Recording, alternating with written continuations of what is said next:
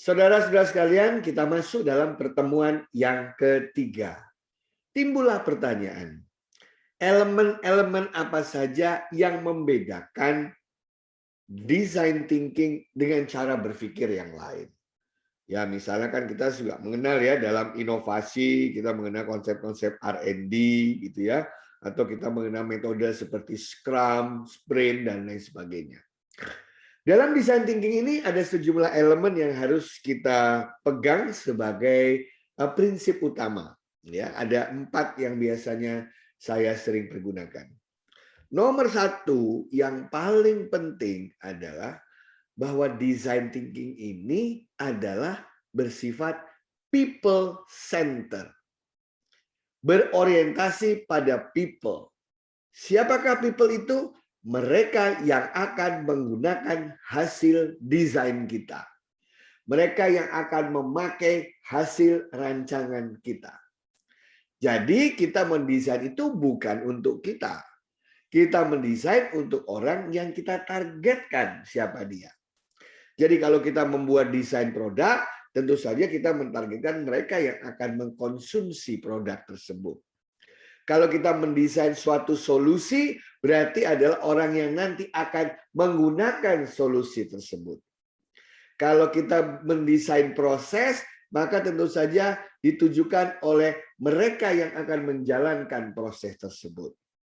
Jadi design thinking itu nomor 1 yang paling penting, it's people center atau people oriented.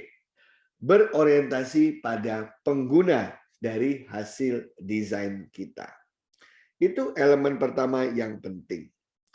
Elemen kedua, setelah kita tahu siapa yang akan menggunakannya, untuk apa, kebutuhannya seperti apa, barulah kita harus berpikir kreatif. Kenapa harus berpikir kreatif? Logikanya sederhana. Seharusnya apa yang diinginkan oleh yang bersangkutan sudah pasti tersedia mestinya di pasaran. Karena manusia kan udah hidup udah berapa ratus ribu tahun gitu kan. Ya pasti ada mestinya yang mereka inginkan yang sudah tersedia di pasaran. Tapi buktinya mereka masih meminta kita membuatnya. Atau paling tidak mengharapkan kita membuatnya. Artinya adalah banyak solusi atau produk atau hasil atau tawaran yang belum tersedia. Dengan kata lain, kita tidak bisa berpikir biasa-biasa saja. Kita harus berpikir ekstra kreatif, kita harus membuat hal-hal yang sifatnya inovatif, atau yang sering dikatakan kita harus berpikir out of the box. Kita harus berpikir di luar mainstream, kata anak sekarang.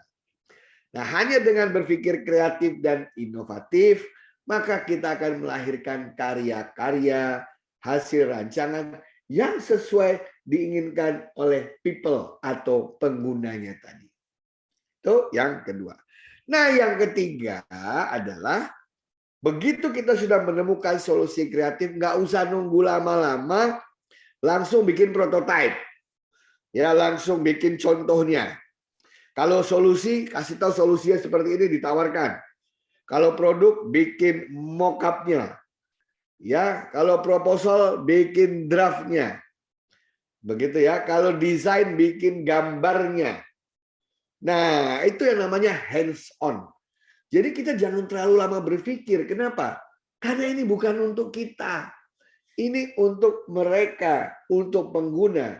Jadi kita harus bikin cepat-cepat prototipenya. Kenapa? Karena yang keempat yang paling penting adalah kita akan cek ke pengguna ini. Ini prototipe saya, sesuai apa tidak.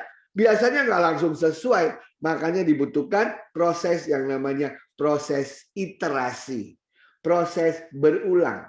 Begitu kita kasih desainnya, yang mau pakai penggunanya bilang, wah ini kurang begini, maksud saya bukan begini, tapi begitu. Langsung kita ambil lagi, kita mulai lagi dari tahap pertama tadi. Apa itu yang pertama tadi? People center. Apa masukan dari dia? Kita perbaiki lagi.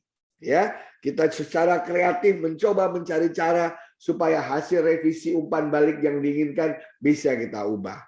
Begitu jadi revisi prototipenya. Habis itu Ketemu mereka lagi, tanya lagi, apakah seperti ini?